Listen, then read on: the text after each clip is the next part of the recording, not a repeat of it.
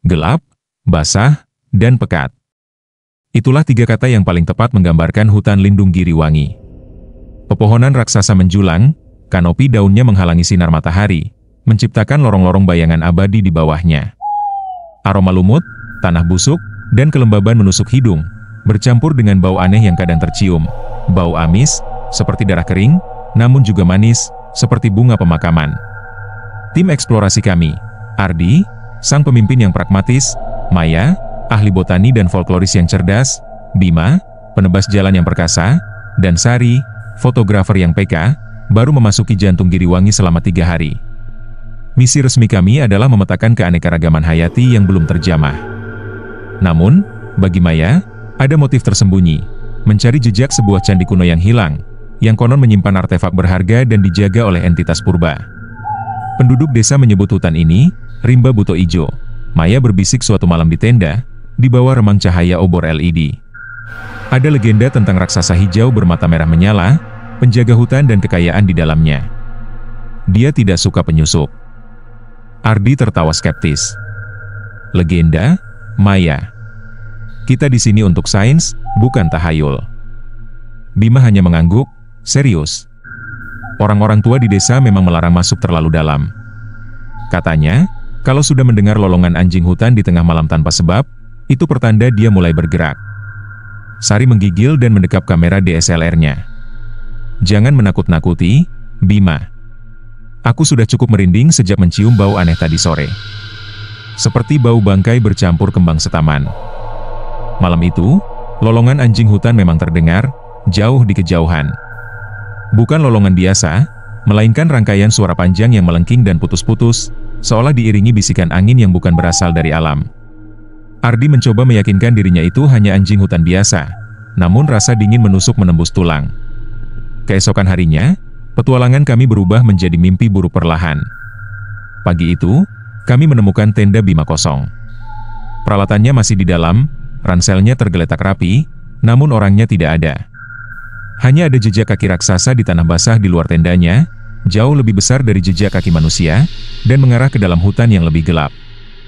Bima. Ardi memanggil, suaranya dipenuhi panik. Bima, ini tidak lucu. Tidak ada jawaban, hanya desau daun dan suara serangga yang seolah-olah mengamati kami. Maya menunjuk jejak kaki itu, wajahnya pucat pasi. Ini bukan beruang. Ini bukan harimau. Ini Buto Ijo. Ardi, meskipun masih ragu, merasakan kengerian merayapi hatinya. Jejak itu memang aneh, seolah pemiliknya memiliki 3 jari kaki raksasa. Kami mengikuti jejak itu, melangkah dengan waspada, napas tertahan. Semakin dalam kami masuk, semakin pekat kegelapan. Pohon-pohon tampak lebih tua, akarnya melilit seperti tentakel raksasa. Kami menemukan potongan kain seragam Bima tersangkut di dahan berduri. Tidak jauh dari situ, kapak Bima tertancap di sebuah pohon, dengan bekas cakaran vertikal yang dalam di batangnya. Cakaran itu terlalu besar untuk binatang biasa. Dan di antara akar-akar pohon, ada gumpalan darah segar yang masih mengering. Sari menjerit kecil, suaranya pecah. Dia pergi. Bima, kita harus pergi dari sini, Ardi berkata, suaranya serak.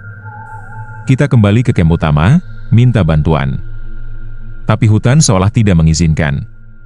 Setiap kali kami mencoba kembali ke arah yang kami datangi, kami malah menemukan diri kami berputar-putar, semakin jauh ke dalam rimba. Kompas tak berfungsi, GPS kami mati total. Jarum penunjuk seperti menari-nari tanpa arah. Dia bermain dengan kita, Maya berbisik, matanya menatap liar ke sekeliling. Dia tidak mau kita pergi. Malam kedua di dalam hutan, tanpa tenda Bima, kami mendirikan camp seadanya. Hujan mulai turun, deras, mengubah hutan menjadi labirin suara gemuruh. Di tengah suara hujan yang memekakan telinga, kami mendengar suara lain, suara langkah kaki. Berat, berirama, mengguncang tanah. Semakin lama semakin dekat. Sari mulai terisak. Ada sesuatu di luar sana. Tiba-tiba, suara langkah itu berhenti. Senyap. Hanya suara hujan yang tersisa. Lalu, dari balik pepohonan yang gelap, sepasang mata merah menyala muncul. Besar, seperti bara api hidup, menatap tajam ke arah kami. Jantung kami berdegup tak beraturan. Sosok itu sangat besar, menjulang tinggi di antara pepohonan. Kulitnya hijau lumut, kasar seperti batang pohon tua.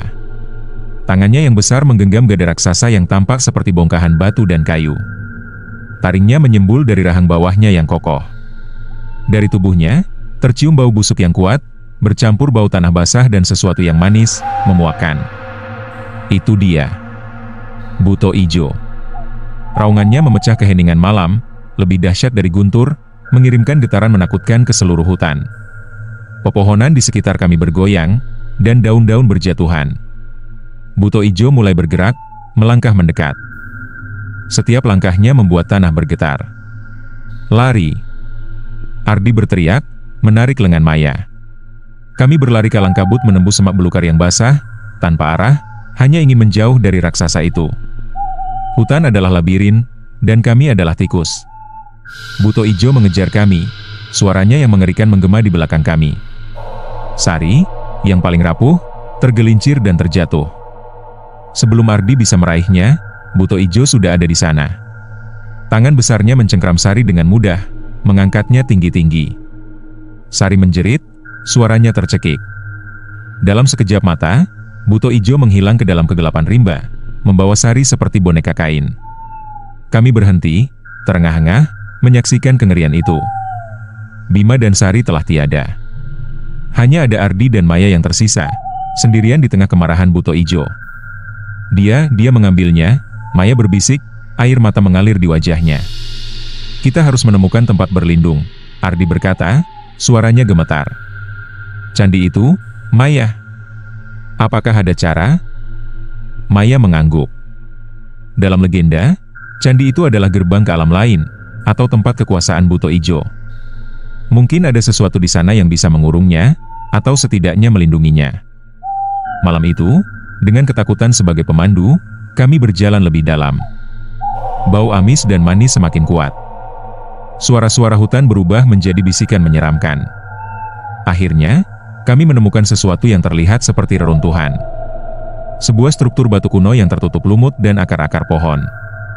Itu adalah candi purba yang Maya cari. Candi itu tampak seperti tengkorak raksasa yang terkubur. Sebagian bangunannya ambruk, namun bagian intinya masih tegak. Ukiran-ukiran kuno nampak samar di baliknya, menggambarkan sosok-sosok mengerikan dan ritual-ritual yang tidak dapat dimengerti. Di tengah candi, ada sebuah altar batu dengan bekas noda hitam kering. Ini tempatnya, Maya menegaskan, meski suaranya bergetar. Altar ini mungkin tempat persembahan. Tiba-tiba, dari balik reruntuhan, bayangan Buto Ijo kembali muncul. Matanya yang merah menyala menatap kami.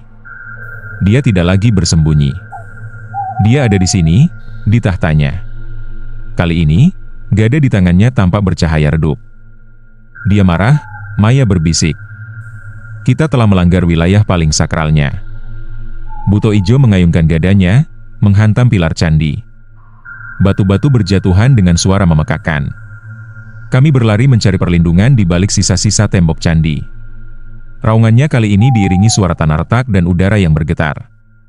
Apa yang harus kita lakukan? Ardi berteriak, panik. Maya menunjuk sebuah patung kecil di sudut candi, tersembunyi di balik akar beringin. Patung seorang satria dengan jubah dan pedang. Legenda mengatakan, pedang satria itu adalah penakluknya. Tapi itu hanya legenda, Ardi. Buto Ijo semakin dekat. Bayangannya menutupi kami. Bau busuknya menyengat. Ardi tahu ini akhir. Kami tidak punya senjata, tidak punya harapan. Tubuhnya yang besar memenuhi seluruh pintu masuk candi. Tidak ada jalan keluar. Ardi memekik. Tiba-tiba, Maya teringat sesuatu dari catatan kunonya. Buto Ijo itu adalah manifestasi dari energi alam yang rusak. Dia tidak bisa mati, tapi bisa diusir. Dia membutuhkan persembahan untuk ditenangkan, atau mantra pengusir. Mata Buto Ijo menatap Maya. Seolah dia mengerti kata-kata Maya. Dia menggeram dalam. Dalam keputusasaan, Maya melihat ke sekeliling. Altar persembahan. Dia kemudian melihat sebuah keranjang kecil di dekat altar, berisi bunga-bunga kering dan daun-daun yang telah layu. Mungkin itu persembahan lama. Ardi, ambil bunga itu. Maya berteriak, menunjuk keranjang. Cepat. Ardi, tanpa berpikir panjang, meraih keranjang itu. Bunga-bunga kering dan daun-daun itu terasa rapuh di tangannya. Sekarang, buang ke api. Di sana, Maya menunjuk sisa-sisa api unggun yang kami nyalakan semalam dan kini tinggal bara redup karena hujan. Ardi melemparkan bunga dan daun-daun itu ke bara. Asap tebal mengepul, berwarna hijau kebiruan, dengan aroma yang aneh, seperti kemenyan bercampur tanah basah. Pada saat yang sama, Maya menjatuhkan diri berlutut di depan altar, memejamkan mata, dan mulai melantunkan mantra dalam bahasa Jawa kuno yang pernah ia pelajari dari folklore. Suaranya gemetar, tetapi jelas. Kata-kata itu terdengar aneh dan kuat di dalam candi yang sunyi. Ketika asap hijau memenuhi ruangan dan mantra Maya semakin kuat, Buto Ijo mengeluarkan raungan yang lebih mengerikan dari sebelumnya. Raungan itu bukan lagi kemarahan, tapi seperti rasa sakit yang hebat. Tubuh raksasanya mulai berkedip, menjadi transparan, seolah-olah dia terbuat dari kabut. Dia mundur selangkah, lalu selangkah lagi. Matanya yang merah menyala kini tampak dipenuhi dengan amarah yang bercampur kesakitan. Dia mengayunkan dadanya sekali lagi, tetapi kali ini ayunannya tidak lagi mengenai apapun, bagaikan hantu yang kehilangan kekuatannya. Dalam sepersekian detik, Buto Ijo berbalik, memudar, dan menghilang ke dalam kegelapan hutan, meninggalkan bau busuk yang perlahan memudar dan keheningan yang mencekam. Raungannya masih terdengar sayup-sayup, namun semakin jauh dan akhirnya lenyap di telan rimba. Kami terdiam, terengah-engah, saling berpandangan. Rasa takut yang mencekam masih terasa, namun ada secercah harapan. Kami tidak berani tinggal di sana.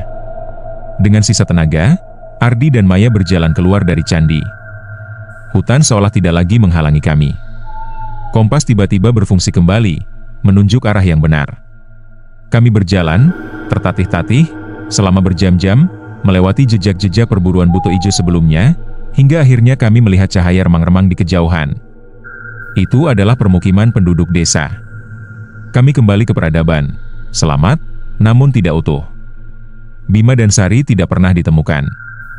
Kisah kami disambut dengan campuran rasa tidak percaya dan ketakutan oleh penduduk desa. Beberapa orang tua mengangguk, berkata, "Sudah kami peringatkan.